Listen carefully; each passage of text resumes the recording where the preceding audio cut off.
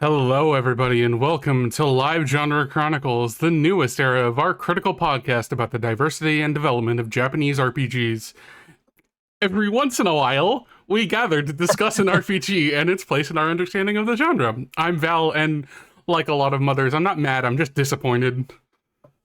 I'm Becky. I'm a rare kind of chimera called a dragonfly.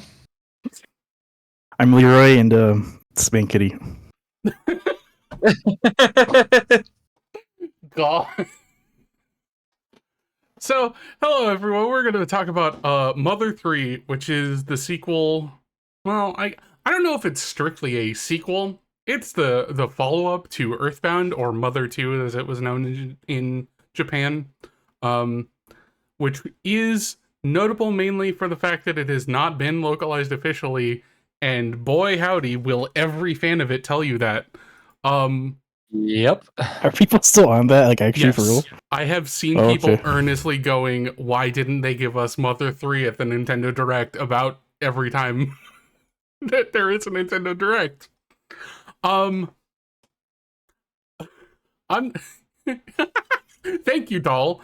I think I'll fix the chat. I think it's busted. So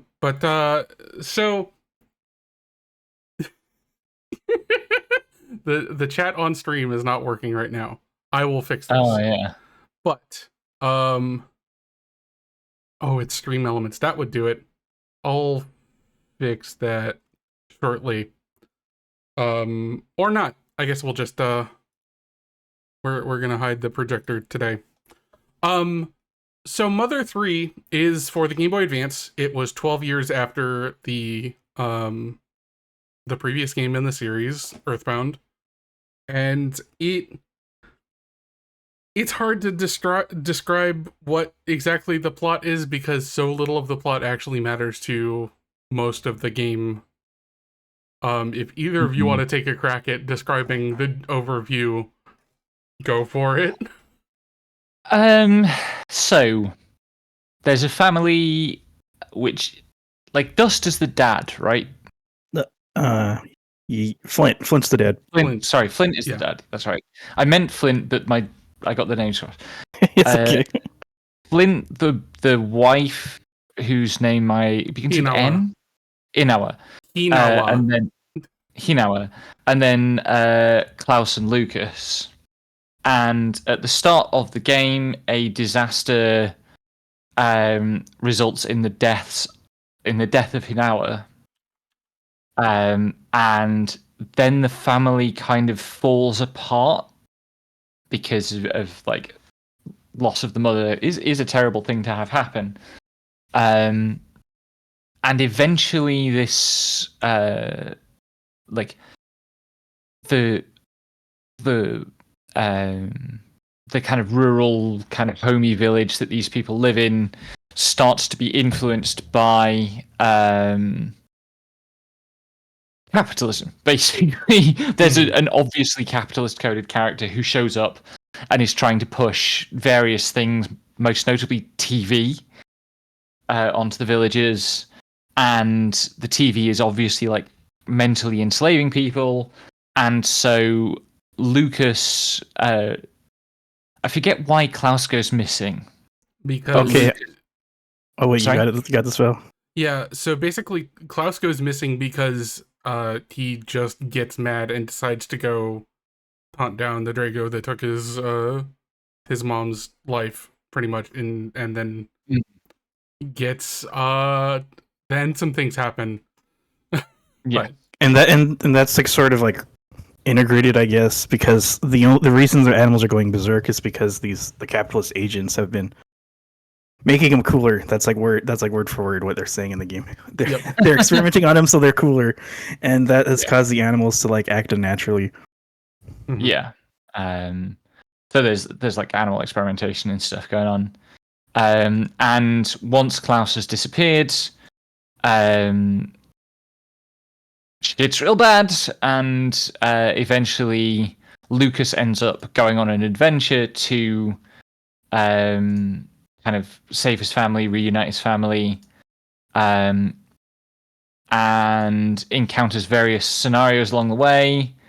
learns that the island that they're on is like a pocket dimension, basically, right? Mm-hmm. Created because the old world, by implication, the world of Earthbound, got kind of ecologically devastated by humans. And so some surviving humans fled to this island where they blanked their memories so that they wouldn't Repeat the same mistakes. And then Porky, the villain of Earthbound, the final villain of Earthbound, shows up at the end and is revealed to have been behind all the like invasion of this space by capitalism, and it's basically because he's become an immortal time traveling nihilist. Mm-hmm. He and you fight him and for whether there's a secret power that's bound up in the islands, and you get into a fight with him over whether he's going to use the power to destroy everything, or you're going to use the power to rejuvenate the world in some way. Mm-hmm. You win the fight, and everyone is happy except something happens. Yeah. and something happens. It's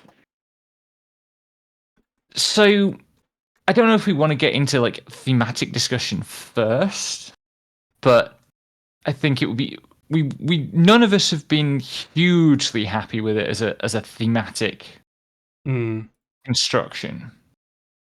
Yeah, I'd agree with that. Yup. Equally, I think we have slightly divergent takes on where it stands thematically. Like what it's getting at and so on. And I hope we'll have something interesting to say about that. I don't know if that's where we want to start. Like do we want to get the like problematic stuff out of the way first? Is that going to be easiest, or do we want to? I think that would be fair. It's yeah. I think let's start with this game is problematic. Your fave is problematic stuff, just to get it out of the way, so we can. Yeah, because we are not like virtual ethicists or representational ethicists or internet prudes or anything.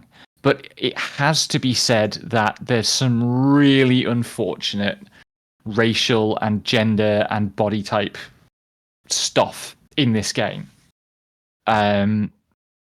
Particularly bound up in a group of 7 characters called the Magypsies. Magypsies. Or in Japanese, Majipushi. And so the first thing we have to do is bracket the debate about the word gypsy, which in American English is a slur. But in British English, and if you ask British Isles gypsies, they will say very forcefully that is their term for themselves. And so, and indeed, it's very easy to find British gypsies, British Romani gypsies, getting quite annoyed with Americans telling them that their word for themselves is a slur. Final note on that, for about 50 years, it has been the official policy of the World Congress of Romani Peoples that gypsy is not an appropriate term to use to refer to Romani peoples. So this is one of those really complicated linguistic issues that often happen around embattled terms for minorities. And we have to say that, like, I think professionalism requires that we address that issue, but also it's kind of irrelevant to assessing Mother 3 because it is very straightforwardly evident from Mother 3 that Shigesato Itoi and the rest of the writing team did not know or care or think that they should care about any such issue.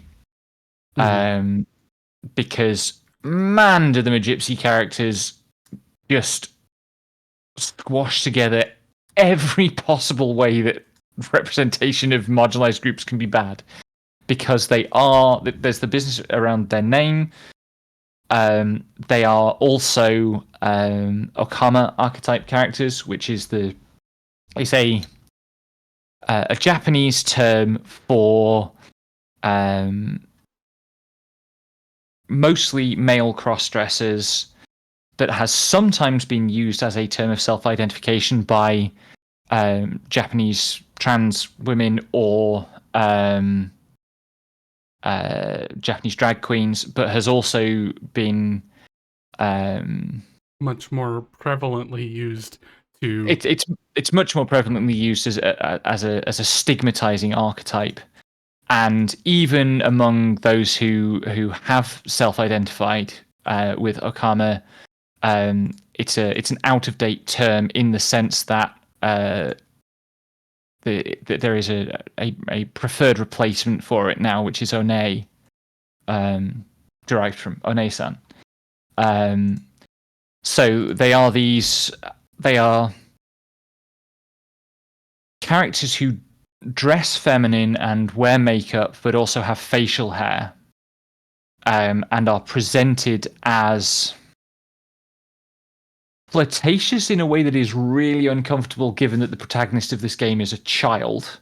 Like there's an invocation of the kind of pederasty stereotype about trans women, and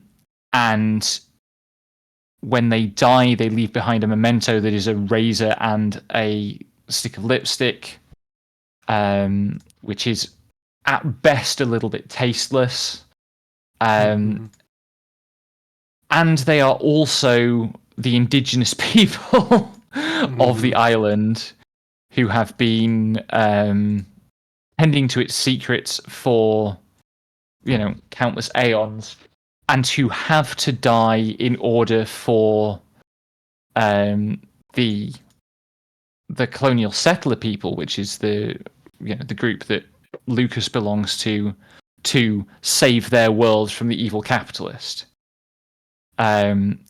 You would be hard pressed to cram more bad representational politics into 7 characters.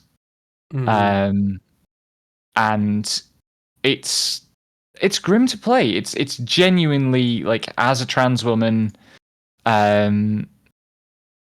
like, I found it profoundly uncomfortable. It's not the only instance either of kind of Okama type imagery in the game, and it just feels like, the game came out in 2006, and I remember what trans representation was like in the West in 2006 in nerd communities, and it was not good. It actively delayed me transitioning by a decade because it was so uncomfortable to think that was how trans women were seen. And this game gave me basically flashbacks to that.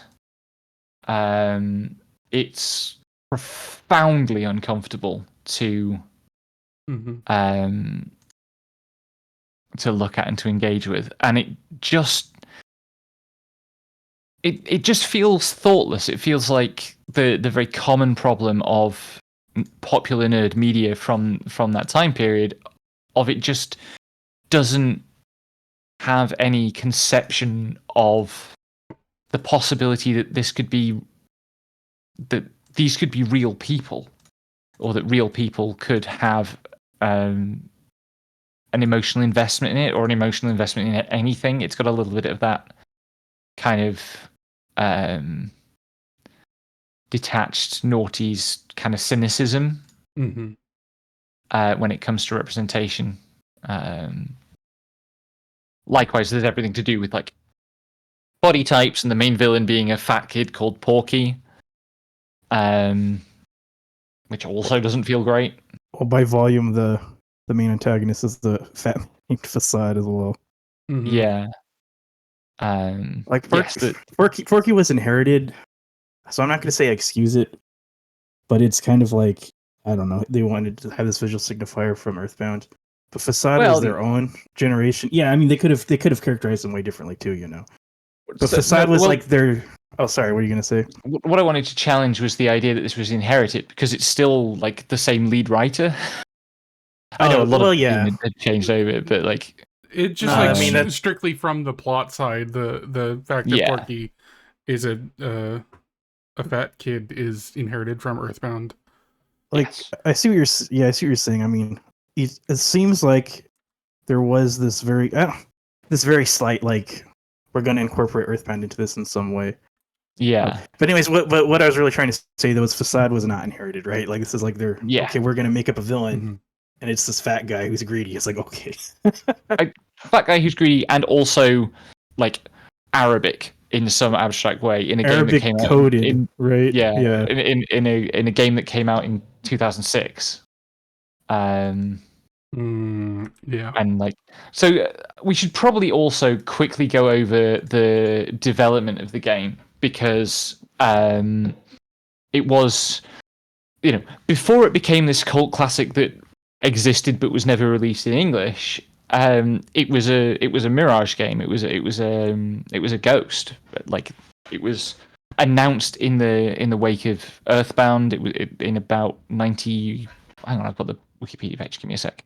Yeah, and development began in 1994 for the 64DD, of all things, and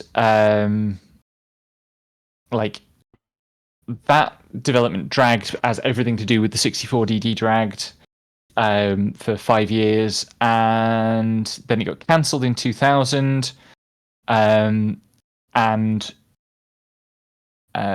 relaunched into development in 2003, eventually coming out in 2006.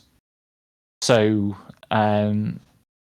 obviously, like, some quite significant change in historical context happened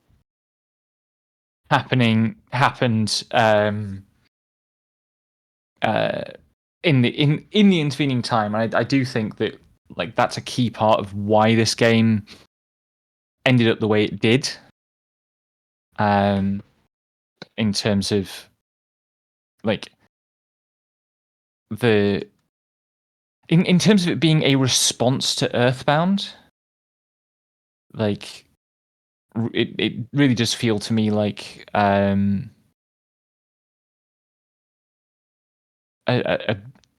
big part of the game has the feel it has because it was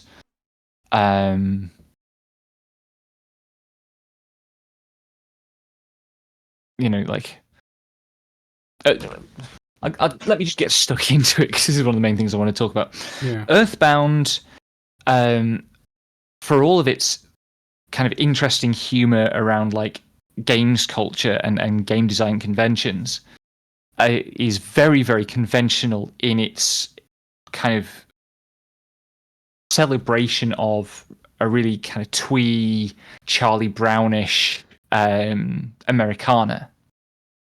And I felt right from the get-go that a big part of Mother 3 was the kind of War on Terror era re-evaluation of cutesy Americana that I was very conscious of in the UK, and I assume there was a lot of that in Japan as well, because the War on Terror did make a big difference.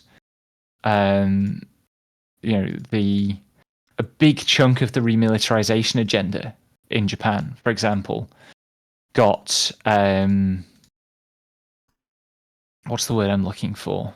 Justified, maybe, or defended through the idea of Japan. The laws that were passed were to enable the Japanese self-defense force to deploy in support of Japan's allies, which meant, SDF personnel joining the war on terror in supporting roles. And that was how the kind of remilitarization can of worms got opened.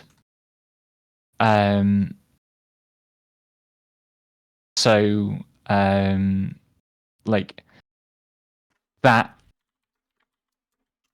the war on terror, global cultural realignment around ideas of American imperialism, representations of terrorism, and like Arab Muslim identities, all of that feels very present in this game, but in a pretty incoherent way, in a way that I think does a lot more harm than good.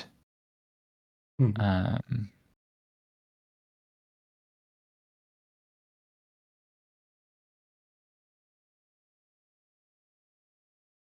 That it? I'm trying to troubleshoot chat right now, so That I mean that kind of ties into maybe so I say the ways I feel like Mother 3 on this reevaluate where like you say it's reevaluating Earthbound, which I think is true. And I think that comes with like a new awareness of America's role in this kind of global capitalism, right? Because I think that is another prominent theme in this game. And I don't think it's I think it's present in the game like I don't know, wouldn't say it's just like a throwaway theme, because there's these two parts of the game that stand out in my memory like a lot, and it's where you're controlling Salsa in chapter 3, and you have to deliver these TVs, and it's really and it's really slow, and it's kind of horrible. And it's kind of like they make you do labor in the game, like for real actually. And then there's another part where Lucas has to work in a factory, and you have to like, this one's much shorter, but you have to kind of actually like do the job for a bit, and then you like clock out, and then you have you get like your meager pay and everything. Yeah. And so it's really trying to contrast like that, this labor reality to all the play you've been doing. Mm-hmm. And then inside that same this real valuation of Americana, like you're saying, like I see it as maybe a critique of Earthbound, but it's also, I mean, it's like has a different or new awareness of. I want to say for this game, it's kind of like, it's like sort of against the globalization. And Mother 3 kind of identifies it, if we're, taking this progression from Earthbound to Mother 3, it kind of identifies it as like, this is a neo-imperialist project by America. So I think, it has the targets in its sights at least. But there are other things in the game too, like in chapter 4, they introduce currency for the first time, and before that you were in a barter, just like a trade and barter society, and then currency comes in. Yeah. And then also there's a lot of movement of NPCs, and they all start to move toward New Pork City. Literally an American name, coming away from a kind of idealized Animal Crossing town, which is maybe maybe even like a pre-war Japanese city or something. That's the vibe I got, but it's kind of not perfectly aligned there, because there's the RPG castle, there's the resort on the side. It's kind of just like a mishmash of things. Yeah, and it's also a bit Wild West in its aesthetic. Like, it has like the ranch. It has like the ranch with Flint. Yeah. That's where, like, so Itoi has kind of this cosmopolitan view. Can't talk. Yeah. He's trying to like bridge all these cultures, but then you can see he's very selective about which cultures are all going to get along, right? And which ones are going to be tokenized, and which ones are going to be humanized. Like, I think, the brilliance of Itoi when he's really firing on all cylinders is his ability to take that kind of Americana and like process it into something that is, that is a mangled mishmash of things, but is also kind of compelling and evocative and really puts you in the situation. That's what makes Earthbound tick. Like in Earthbound, you go through a similarly incoherent sequence of kind of vignette type locations of Americana, but the surrealism carries it. And yes, the game is naive, but it's it's naive in a way that like children's fiction often is. Well, there are also moments that are keyed in, right? There's the happy. Yeah. I just replayed Earthbound, like last year too. When I was like locked in for all this. But there's the happy town, which is visibly the motive is the KKK. Like I'll just say it. Yeah. And there's the oft repeated kind of throwaway line about there's that club, the intellectual club, and there's the guy who's like, "You kids can't see the end of capitalism." Incredible. But I think in a way, actually, because I just played the whole series, Mother 1 is the most like naive, kind of like we're gonna transpose this fantasy and have kind of an optimistic take on all these tropes.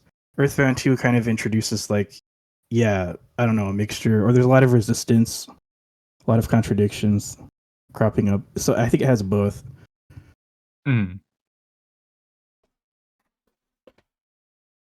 I don't know where I'm going from there, but well, it's in a way, it's the question of is there like not a combined narrative across the three games, but is it worth considering the kind of authorial narrative of like what the people who made these games that were huge cult classics and have always had this huge cult classic status. And we know from looking at Final Fantasy that when a Japanese game has huge cult classic status, that means that the people developing it have to put up with a lot of bullshit in terms of people telling them how they should make their games and so on. How have the creators reacted to it in this case? And I realized that this is my I make this move all the time because this is the thing that I'm fixated on with Japanese RPGs, and it's why I'm fascinated by Final Fantasy. But it really felt to me like the same thing was happening here. Like, when Porky shows up, suddenly the game takes this massive swerve to being about how like gamers are annoying and stupid and only want to be, and are children who only want to be indulged in the basest and most simplistic ways. Literally, there's a stage in the final dungeon where you find yourself in basically a game show where there are three simple mini games, and you have to lose them because it's Porky's show and he has to win.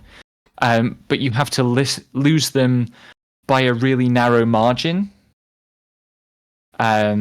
Which I have bad news for Dark Souls players. That's all video game difficulty ever is. It's present in Mother 3 too. I think this game has the narrowest margins of any of the games in the series. You'll fight the barrier trailer, you'll fight the boss in the power station, and you will win by that very narrow margin. You're like in that role of Porky. Yeah. I mean, we will definitely get on to talking about the combat because, oh boy, do we have some things to say about the combat. But yeah, I didn't pick up on that myself. Like, wasn't even thinking that, even though you're totally right. Like, they're literally games. So, like, that's a pretty good conclusion to make. But when you go into this exhibit and you get on a boat, and then like Earthbound comes by, and I'm like, oh, okay, now I get it. Yes, there really is an element of this game that is about the fact that a certain kind of game fan won't shut the fuck up about Earthbound. And one thing I want to, oh, sorry, what were you gonna say? I was just gonna say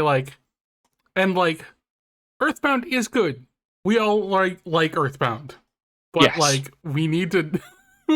we are also capable of understanding that it exists in a context, and it's not the end all be all of video games. Yeah. And I'm also thinking about Porky and how Porky is what led to Sans. Um, because God, that is true. Yeah. Sans exists outside the timeline, and he is there on the route where you just kill everything as a shitty gamer indulging your power fantasy, and you have to win by the narrowest of margins. Yep. Anyway. Yeah. So one No. thing I was gonna say go on. from an angle context is that Mother was actually hugely successful. It's very popular. It tops the best of lists of Famicom games all the time. Just in Japan. So I think it's even credible that Earthbound was already kind of responding to or reacting to Mother, because Mother, like I said, Mother is a much more straightforward game. Mother is like, oh, what if a game had a story? And I mean, I'm making a joke, but when it comes to console games, that integration was not as common at the time. Yeah, absolutely.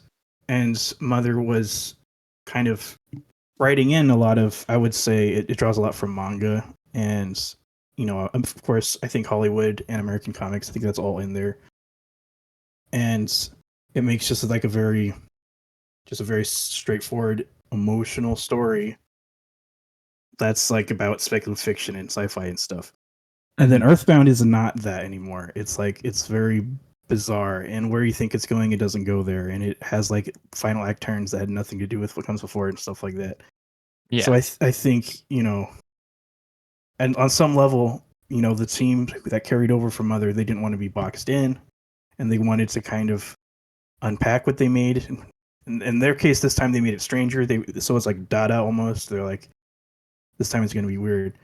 So the move to Mother 3, I think, actually gets more concrete, where now they're like, okay, we're going to try to pick things out of this and identify what we're trying to say. What is this about, right? Yeah, and I mean, I'm always teaching my game design students that they have to think about every design decision. And it feels like Earthbound particularly was made in a very kind of freeing way, like the way that the creative team approached it. Oh, totally. Yeah, I think they turned their brain off a lot of the time.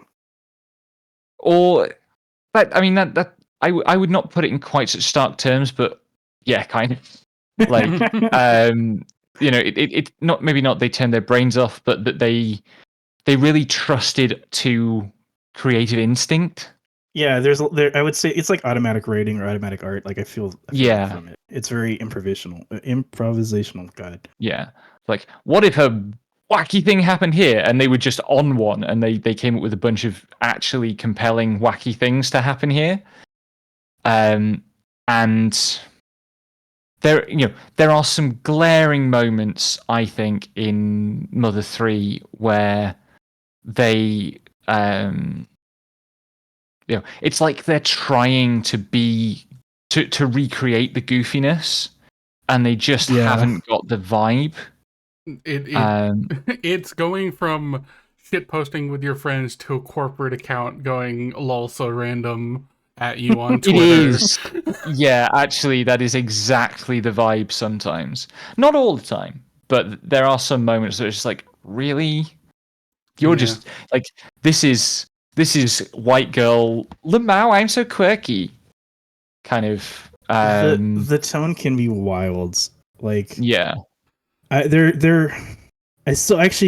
it's still, I love it, but there's like the part with the rope snake where the rope snake is like just talks to you about what's happening in the plot, and I think the rope snake does the I've got good news and bad news, and the party's like bad news first, and rope snake's okay, I can't hold on anymore.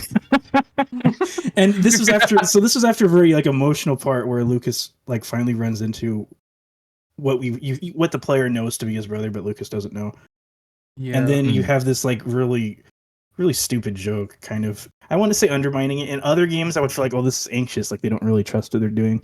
But Mother 3, I don't know. I don't even know. Sometimes I just don't know how to react to it, The fact that specific beat was calling back to the good news, bad news thing with Flint finding out his wife has died is crazy. Oh, God, it's like fucked up. It like Yeah. so like the start of the game, he's just like, wow, I have some good news and I have some bad news. This guy is just like, I have a dragon fang. Uh, it's a really good weapon. It'll break through just about anything. Bad news, I found it in your wife. Yeah, that one's so fucked. which is just like that's how the game starts basically, and I'm just like, that's calling back Yeah, to that with the rope snake is dark. yeah. Like, and that again, that tone is one of the interesting things about it, because the tone in the opening segments of the game, you know, we are really used to playing Japanese RPGs that start with, the protagonist's home gets destroyed in some way. Golden Sun does this, for example. Mm-hmm. And it is, normally what happens then is that the hero goes on a quest and leaves home behind. And this game stays at home for Yeah. like 3 chapters. You are still bobbling around this village with everybody going, I'm sorry your mom died. You've got to move on. Hey, like, why not try this other thing? And like, I think that's good. I like that felt powerful to me. It's also kind of the thing that because the world is so small, there's no like great journey to go on to escape the grief, which could have been an interesting thing in a different game. Well, that's part of the game that worked for me, because character death is really hard in fiction, and I think it's even harder in games because there's often not space to process it. Mm-hmm. And this is one of the few games where I was like, oh, they focus on it for a bit and they give space to process it. It doesn't feel like it's just there to make you sad or to ruin Lucas's life, but it's kind of like it becomes like the focus of the game for a bit, and I actually appreciated that. I don't know. I don't necessarily like when it comes back to the end. I don't know if they kind of reflected on the grief in the way I would have, but it's the I will ending is say, its own like, bundle of problems. Yeah, I will say, like, so we started playing this in the middle of last year, right? Yep. We'll probably talk in a bit about why it took us so long to actually finish it. But I lost my father at the end of 2023. Mm-hmm. And so, grief has been very much on my mind, the freshest and most powerful experience of grief in my life. And it is a weird thing that life has to go on when you're grieving. Sometimes you have to go to work the next week, or you have to,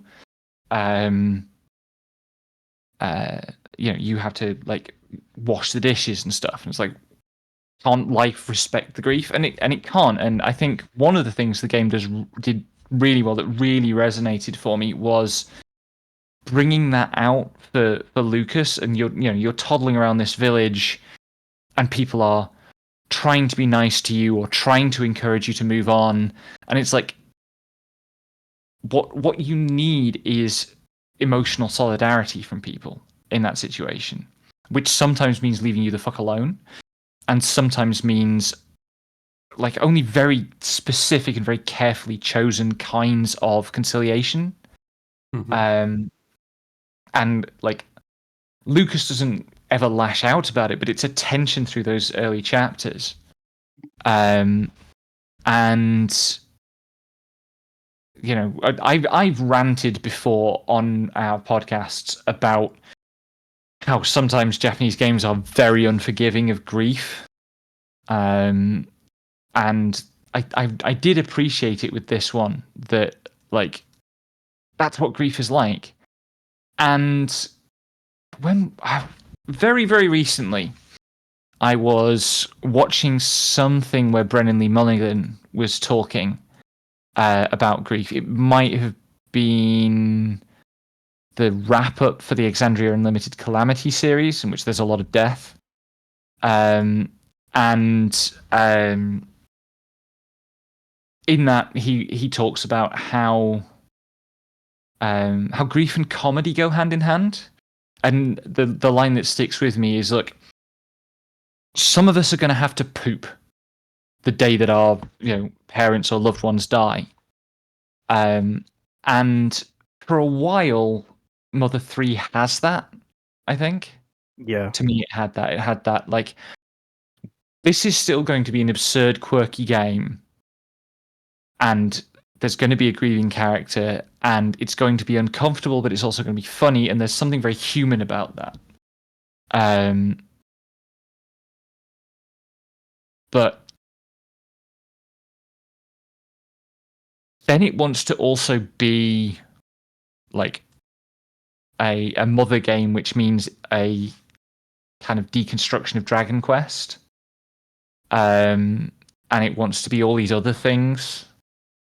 And as much as I mean, you're right. I'm going to say as much as it wants to reinterpret Dragon Quest, it also is super committed to, you know, a traveling youth is going to grow through adversity and overcome the evil, right? Like at some point, it is Dragon Quest. Yes, yeah. Horseshoe Theory, parody and homage. Basically, it's not a bad way of putting it. But also,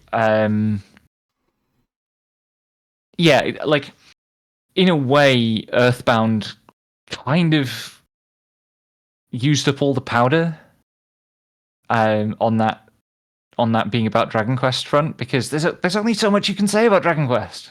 Mm-hmm. And unfortunately, this game, it put more dragon in, I guess, but like, yeah, true.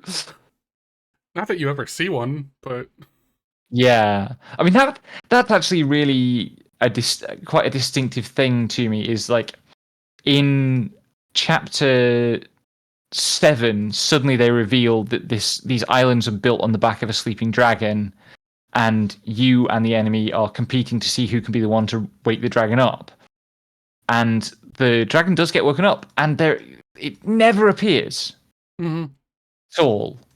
You don't actually see a dragon, which feels like a really basic kind of bait and switch kind of. There was a Drago, but not a dragon. Important. There were Dragos. The Dragos were cute. They were, and they were also basically a T-Rex.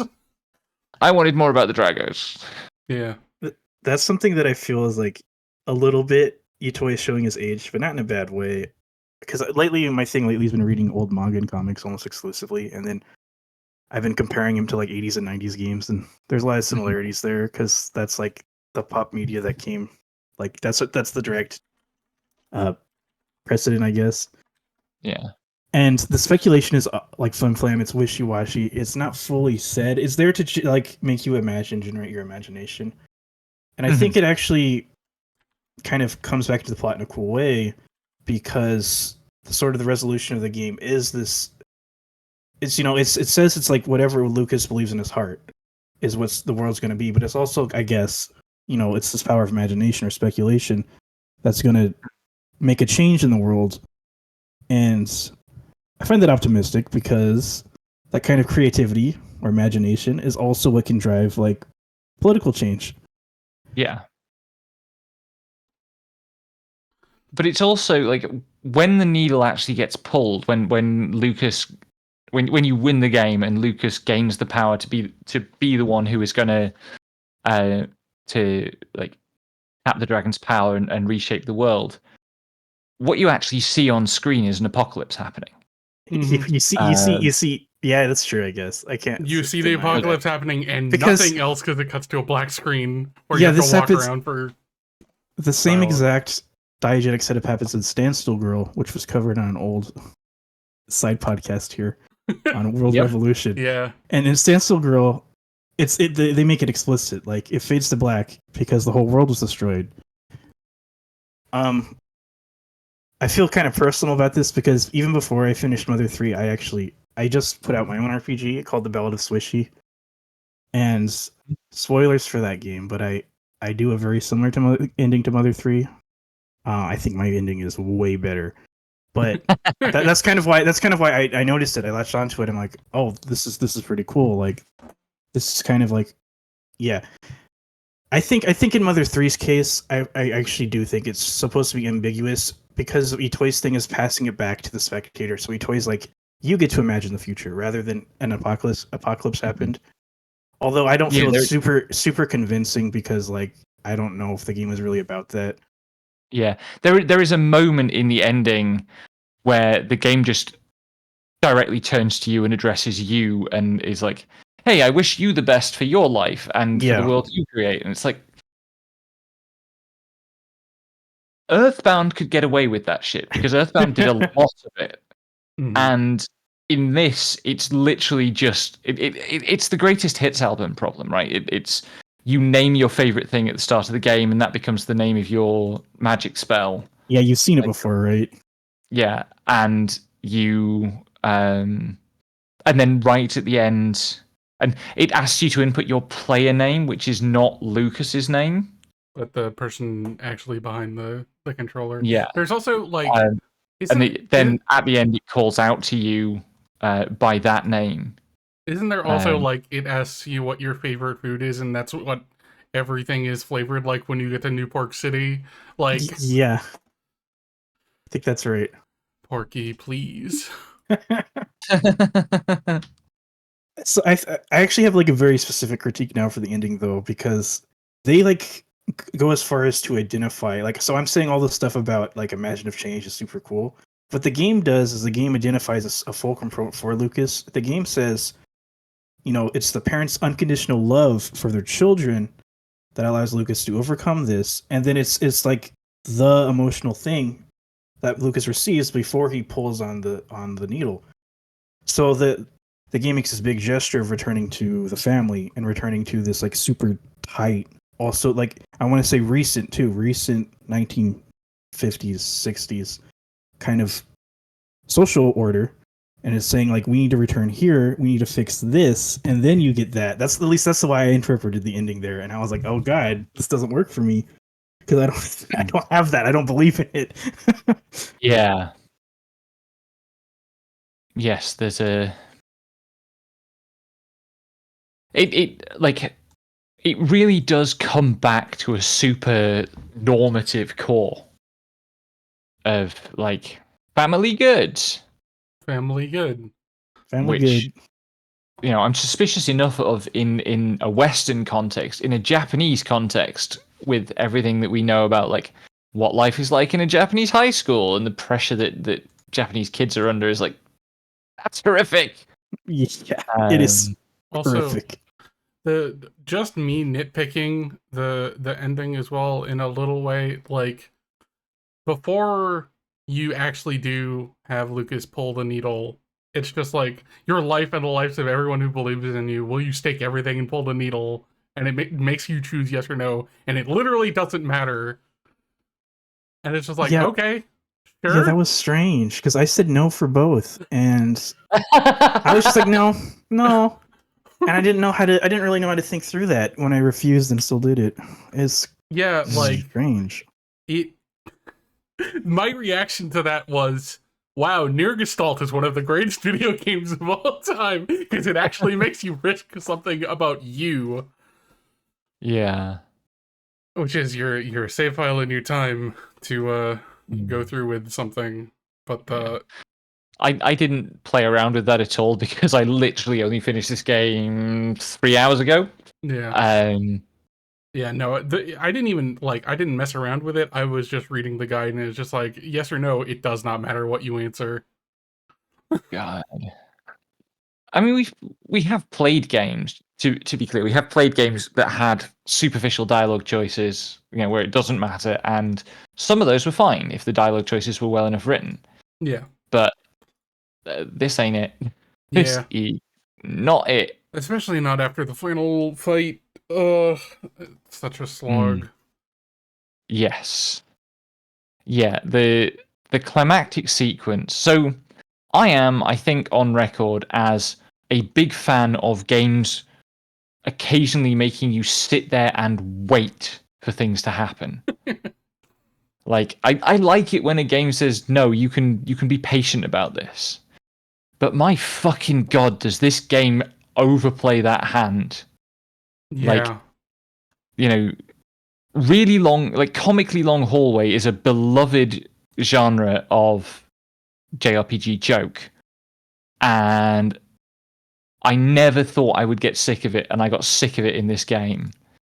And then there is this like narrative final boss sequence where you are just fighting to stay alive. You can't damage the final enemy. You just have to keep healing and stay up. Yeah. And I do love the language there. It's not to interrupt, but it's like it says for some reason Lucas couldn't attack. It just I like that. Here's the thing, Yeah. though. the that sense you of like can, what? You can attack once. Whoa, really? Oh, I didn't. And then, like, if I accidentally hit the attack button a few times, but then your mom chides you for it. Your mom goes, "No, stop fighting!" Literally, Oh, that's why. Spoilers, I guess, for this fucking game that we don't recommend you play, and also is like fucking 19 years old. The final boss is Klaus, your Lucas's brother, and the entire. So, Mother 2, Earthbound, you beat this incomprehensible horror at the end of time who wants to kill everything by praying and recalling the bonds you had with the people in your community. Mother 3, you wait until your mom pulls your brother off you while he beats you to death. It's a little fucked. Like, the tone is not good. And also, it takes so long. It takes so long.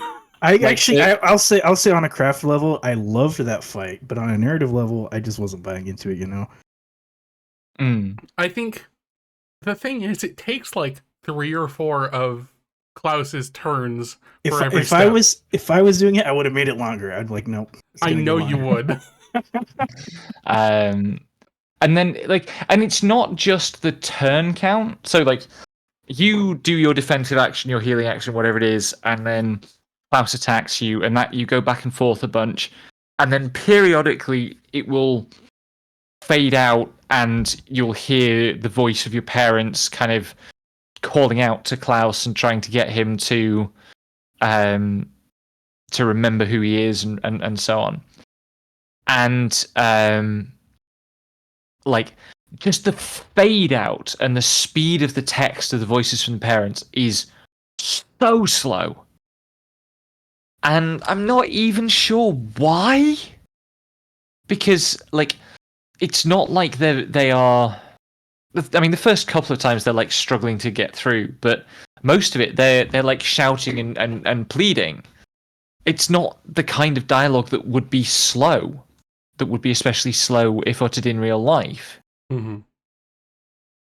And it just feels, why is the pace so uniformly so slow for that? Felt that particularly because obviously I was under significant time pressure to actually finish. I mean, please speed up. I was feeling that too, and I had less time pressure because I was like, this game is done, but it's just the boss takes 20 minutes through all of this, which is, when the game is 20 hours long. That is a not insubstantial part of the playtime, is just sitting through that final boss. Also, this game has a combo system that is, do you want to play Crypt of the Necrodancer, but on emulation lag? Yeah, God. So this is the thing that really, I think, was the obstacle to us getting this episode done sooner. Is this game has the thing that was becoming very popular in that kind of later aughts period of when you attack, you have to do some timed button presses to go with the attack, because JRPG combat isn't interesting, and we've got to do something to make it interesting, so let's just make the player press a bunch of arbitrary buttons at the right time. And I hate that in almost every instance, but I really hate it here because it is so demanding. Yeah, so like, I know we did Legend of Dragoon. Oh no, Leroy's computer just blue screened. Oh shit. So we're gonna talk I mean, you can do that without the combo system. So Yeah, sorry, go on. I'm just like, we did Legend of Dragoon. I might have had some active combat apologia in that episode. I don't remember at this point, and I'm not gonna go listen. Let me finish. I'm not gonna go back and listen to that episode because I cannot be fucking bothered listening myself fucking 7 years ago. Anyway, I fully retract that and apologize because this is dog shit, and this is like what a lot of people deal with in other games. And I'm just like, nah, this is bad. Like, fully, if you're, you need to be able to tune it to not do that. And this game is not that kind. Talk about how bad combo sucks. Yes. Welcome back. Yeah. Yeah, welcome back. So the specific thing the game does is that you have to hit the button in time with the enemy's music. Every enemy has its own like musical theme, which is cool. And you can get up to a 16-hit combo. And so Eve in chat it points out you don't actually need to do that because the combo damage isn't that much, but there are definitely bosses where it adds up and it matters. And part of the problem is that it's really difficult to hit the combos. Part of the problem is that like the mother games have time sensitivity in combat because when you take damage, the health scroll down is part of the game's balance. Mm-hmm. The fact that when you take mortal damage, you don't die immediately. You have time as the health is ticking down to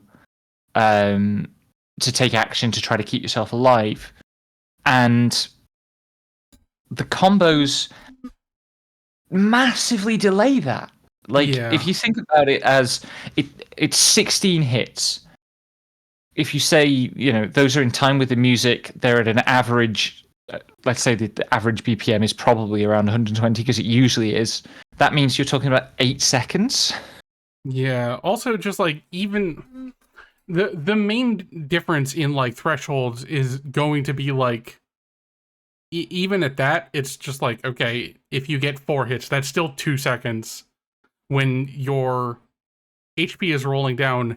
And also, the text and menu speed is not as snappy as it needs to be on top of that, which is, I had a bit different complaint.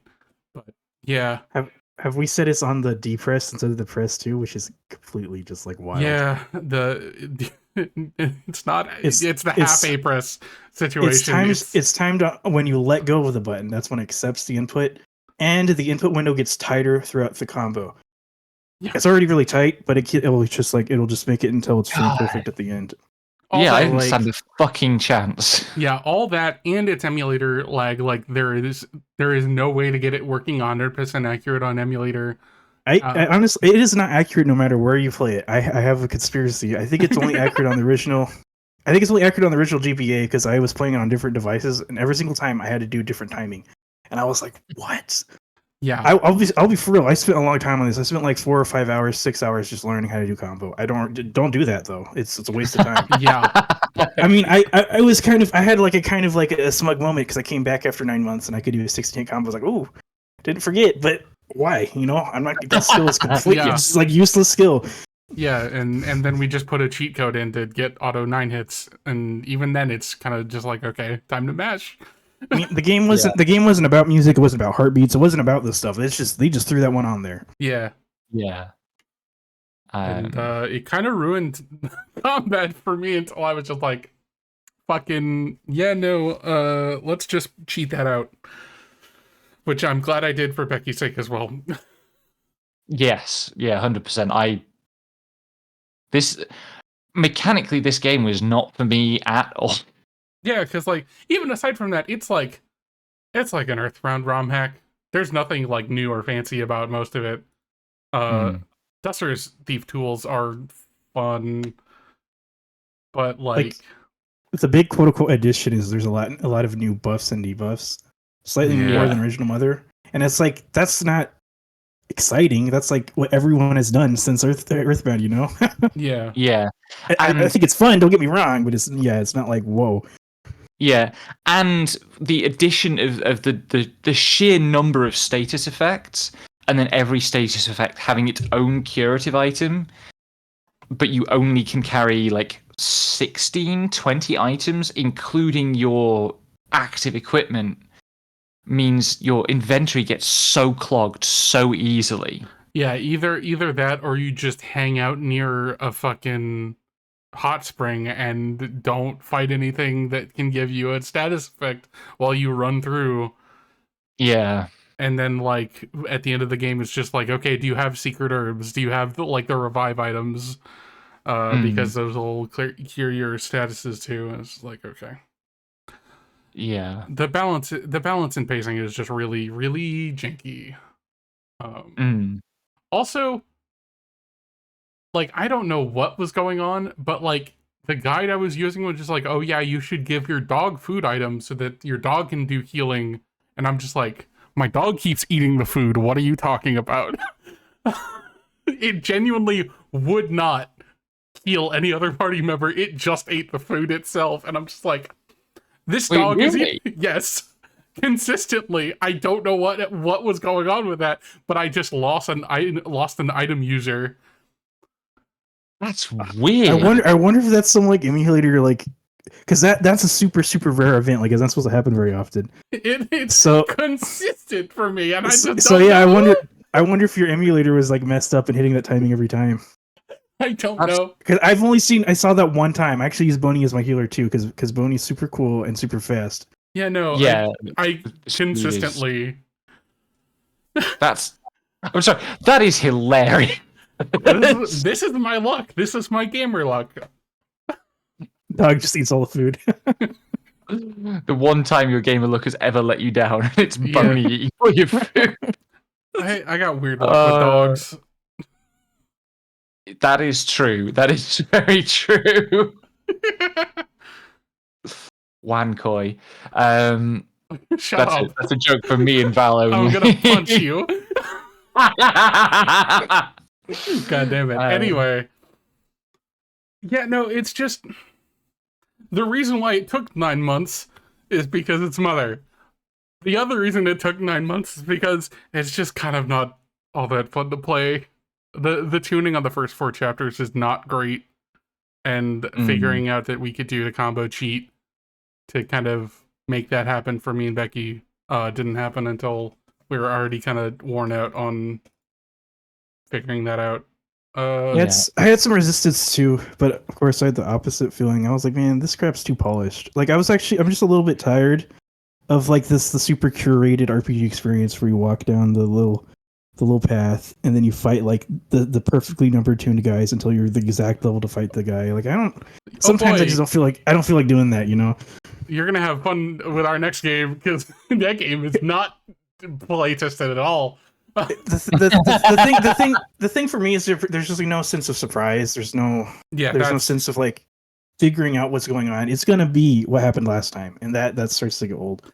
Yeah, that is kind of the problem with this. Is like even if it's like, okay, I haven't somehow I have avoided Super Smash Bros. Brawl and every Mother 3 fan talking so much shit about this game for the last 15 years. It's not doing anything interesting with its like pacing or dungeon design. I'll be real, I think people played it when it came out. They were teenagers and young adults. That's the perfect time to play it. You should have played it then, but now I don't know. Yeah. So Xenogears syndrome. Yeah, a little bit.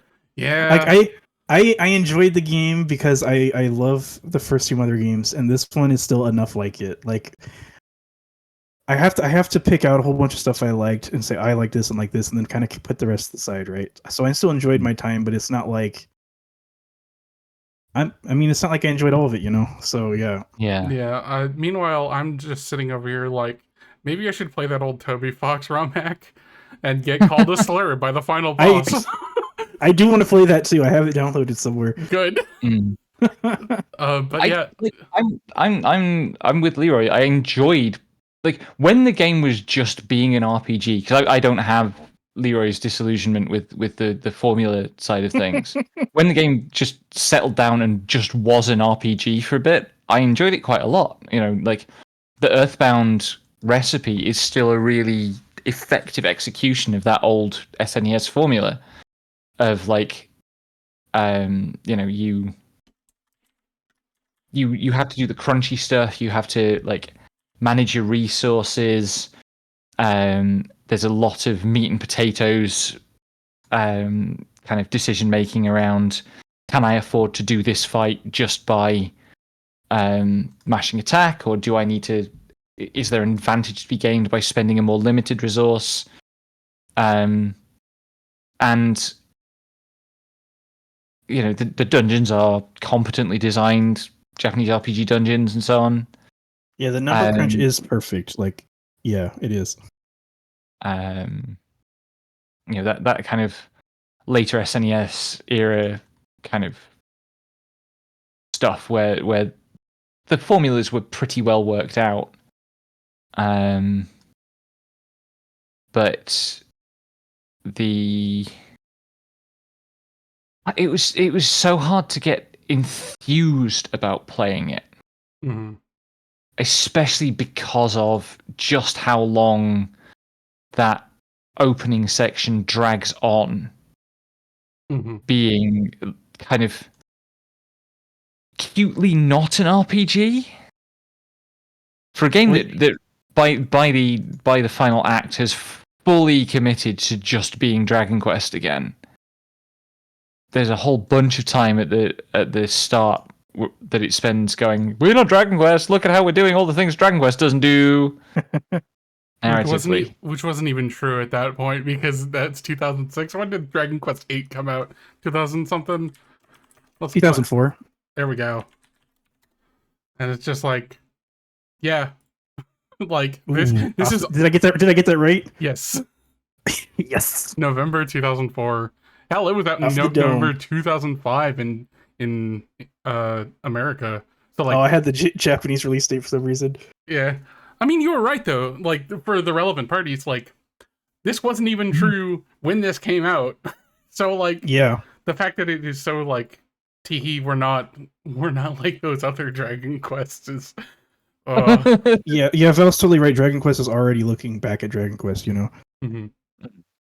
I mean, some of that is not a unique problem to this game or this franchise or Dragon Quest clones or any of it, because games are so disastrously, obsessively nostalgic all the fucking time.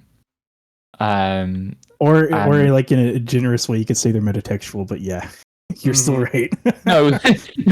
Some games are metatextual. All commercial games are. Okay, no, I guess that's fair. You should clarify the commercial nostalgic aesthetic is kind of just homage, no substance. Yeah. And I was again talking about this with my students last week, and I was like, where does nostalgia feature in games? And the punchline to that question is literally built out of nostalgia, because it's not just specific nostalgia, it's also the eternal childhood element of it, right? It's the thing of kind of fantasy that games will help you stay young. That to like games is to have an escape from having to quote unquote grow up. Do you remember that awful? I think it was Breath of the Wild commercial where has the super dour lighting and whatever, and then the moment they're on the bus or commuting, and then the moment they play Breath of the Wild, their demeanor changes, the whole world changes, they're able to exist in this emotional bubble. I don't, but that is exactly fucking the Breath of the Wild problem. That one's like Nintendo sponsoring this message. Yep. Yeah, I mean, Nintendo is the biggest games company in the world. I mean, they're not the biggest games company in the world, but they're the best known games brand in the world, because they nailed this more comprehensively earlier than anyone else. Yep, and And they've just been doing that for 30 years. Yep, Um, that is the thing. Nintendo makes video games, but also more broadly, they still make toys. They don't make like art. Well, Nintendo makes Nintendo nostalgia and has gotten very good at making versions of Nintendo nostalgia that are primarily about inculcating 10-year-olds into nostalgia for games that came out 20 years before they were born. Like, I asked my students who are 19 now, who were born in, oh god, I don't like thinking about this, like 2004 5, but I asked them what they're nostalgic for, and one of the very first things that comes up is Pokemon. Yeah. By 2004, Pokemon was 10, 12 years old. Yep. And that's still operational today. That's like, there are 10-year-olds today who in 10 years' time are going to be massively nostalgic for Pokemon. Yep, because it just keeps happening. I work in public schools now, and I overhear conversations about Sonic that I was having, and it makes me feel like I'm like in a fucking time loop. I'm like, what? Time is a flat circle, or as we call it in Sonic, a loop. This motherfucker is running in Green Hill Zone. Anyway. Well, vivid memory of the fact that Sonic Chronicles opens with you doing a loop in Green Hill Zone because it has to. Yeah. The most obligatory moment of game design ever committed to a cartridge. Good lord. God. Well, I have like one closing remarks wrong, but I have like one thing I've been burning to say. So please go ahead. I'll say it. Yeah. So I grew up around a lot of. Grew up's the wrong word. When I got into criticism, there was a lot of writing that heralded Earthbound and Shigesato Itoi as like a genius, right? Like, the genre. Yeah. I don't know. That genre doesn't. I don't know if that really exists the same way. Like, maybe it's on YouTube, right? Like, I'm not there. Probably. But there was like definitely Tim Rogers, but there were some other authors too that all kind of like rallied around how Earthbound is this single work of genius, and really games just like can't even approach it. It's just like in its own. It's just like the best, and it's like untouchable or whatever. And I feel like so there's a tendency when we're focused on the game industry that you see this you see creatives exercising creative freedom and exercising a tendency toward personal work and personal expression, and that near unanimously almost always gets mistaken for exceptional genius in the game industry. This kind of explains most Japanese auteurs, not the American ones. I don't know what's going on there. And I feel very differently because I'm 10 years into myself participating into freeware games, and I would say like historically we're a good 15 years into like a where this subculture is more normalized, it's more present and accessible. Like I think it's fair to say, maybe people aren't paying attention, but it's normal for games to have this creative freedom and tendency for personal work and expression that you see in Earthbound, or in some extent in Mother 3, like in the NPC dialogues and stuff. Like you see the thumbprint of the creator there. And so all I'm trying to say is like I don't believe this is exceptional anymore. Like Mother 3 is not an aberration in games. It's something interesting to play historically for the industry, but I think there's a lot of games like this now, and they're a lot more visible. It's only an aberration now if your imagination is kind of still bound to the commercial kind of engine. Yeah, and people kind of get funneled in through this like, here's the game canon, here's the commercial games. I see it when I talk to teenagers, and I'm like, oh, it's like where I don't know how you break the cycle, but yeah, I mean, I love the Mother series, but I have a much different relationship to it now. Yeah, I do want to like just on. I want to tell a story that's going to embarrass you, Leroy. Because this happened in class. I used one of your old pieces of writing as part of my syllabus. the Gradius 3 piece that you did for Lana Polanski's site Yeah, I aeons remember. ago. When I'm talking about difficulty, I use that, and I use Max's piece about pathologic. And right before class started, I overheard one of my students saying to another, "Oh, we should look this person up on Itch.io." And I thought, okay, maybe change for the better is possible in the world. That's Yeah. kind of awesome. Yeah. Certainly when I was designing this course, like, which started in 2014, that process when I was working on the design of the course, it was unthinkable to me that would happen. I Like agree. a lot of the Yeah. course still bears the stamp of me being sure that I would have to like introduce the very concept of itch to all my students. Mhm. And things are slowly changing for the better, but also it's not all good, because the amount of time I have to spend begging my students to like rethink their admiration of Detroit Become Human and The Last of Us is No. Oh no! that they fucking love those games. And Wait, for Detroit, do you think that might be UK specific? Because no one fucking likes that game here. Japan also loves Detroit Become Human. Really? Yes. There Wow. is Yeah. so much fandom in over there. It's just like, it's really bad. it would not surprise me if there was a UK specific thing going on there. Like that would make a lot of sense to me, just because it's. I think if you have even the vaguest, like, real history of American racism and the significance of Detroit, you can't look at that game with any seriousness at all. Right. Like, it's so gross what it does, but we just don't get that particular chunk of education over here. Which is how Detroit Become Human happened, because David Cage is fucking French. I mean, there's over here and there's over here. Yeah, but I know what I'm saying. Y'all, you understand that a lot of Europeans do not understand the American racism issues. Also, yeah, Yes. people really do love that Yowie. Yes. Old man Yowie. Yes. Do I have any questions from the chat, by the way? Y'all want us to say any more hot takes before we end off and promise?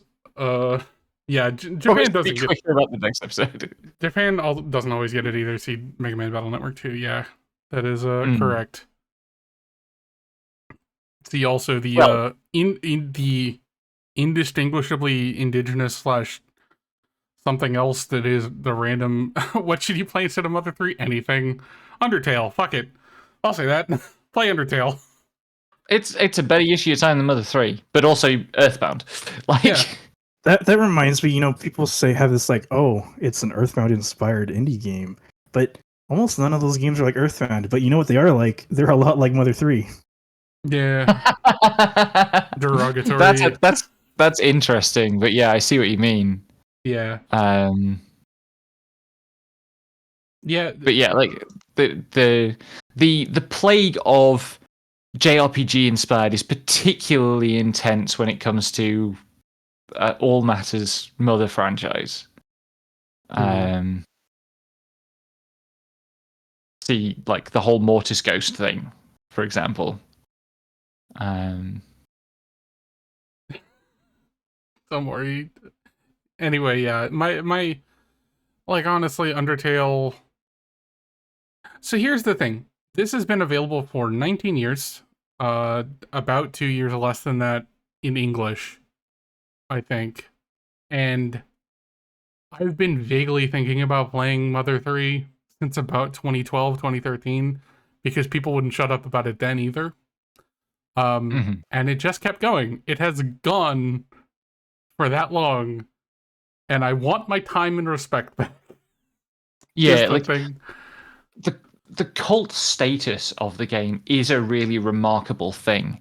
in a field that has such a typically short memory as video games, it is wild that, like as you said at the beginning, still every fucking Nintendo Direct there are people going, well, why didn't they have Mother 3?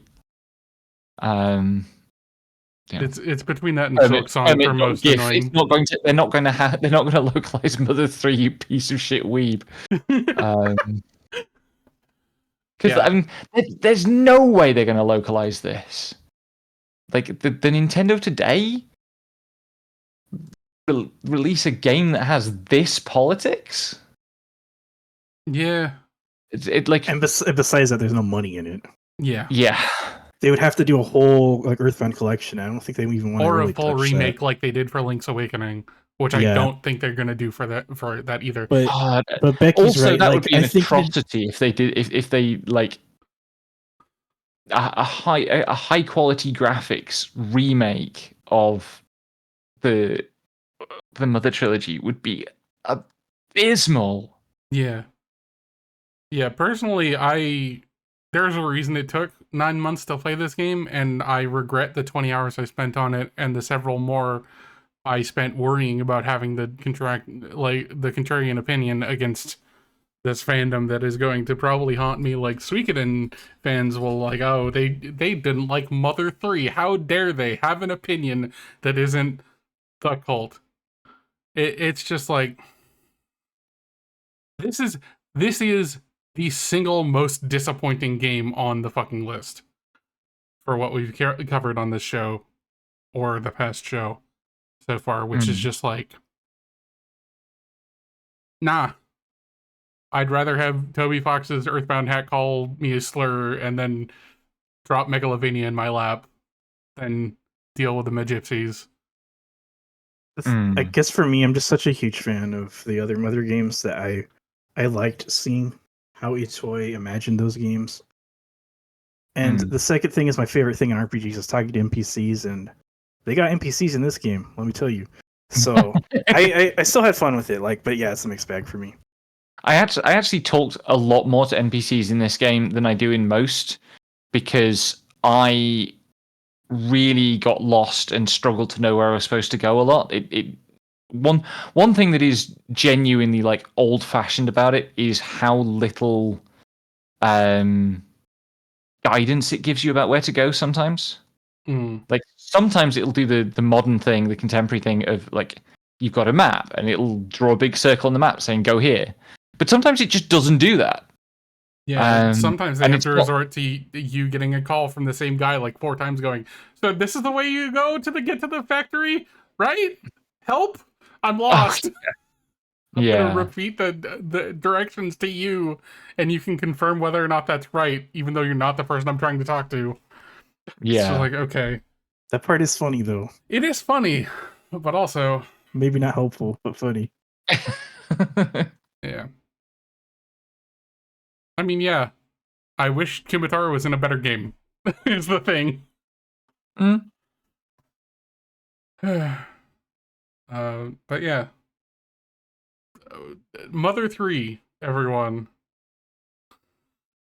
That's it. I'm Please free. clap. We've played it, we can have informed opinions on it, and those informed opinions are it's not worth playing. And